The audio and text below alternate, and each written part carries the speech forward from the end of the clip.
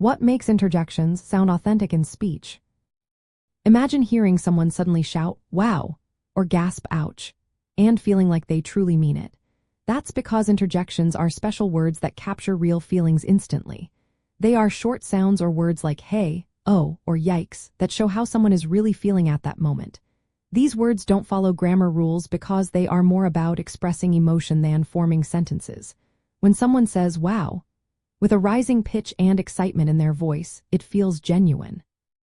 That's because the tone and way they say it match their true feelings. Tone of voice is key here. If a person says hesitantly or yay happily, it makes the emotion clear. The same word can mean different things depending on how it's said. Interjections also add rhythm to speech.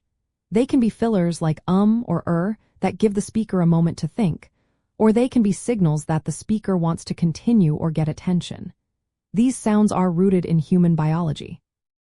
Long ago, humans made sounds of pain or surprise instinctively. That's why interjections are found in almost every language. They come from natural vocal reactions shared across cultures.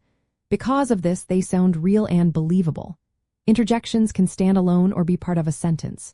For example, "Ouch, that hurt," or "Wow, that was amazing." When used correctly, they make speech lively and true to how people talk in real life. But using too many or forcing them can make speech sound fake.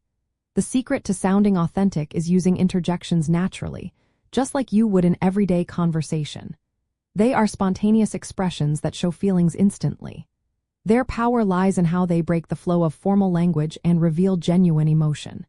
When you hear someone say yikes with a surprised tone or hum when thinking, it feels real because it matches their true mood. That's what makes interjections sound authentic in speech.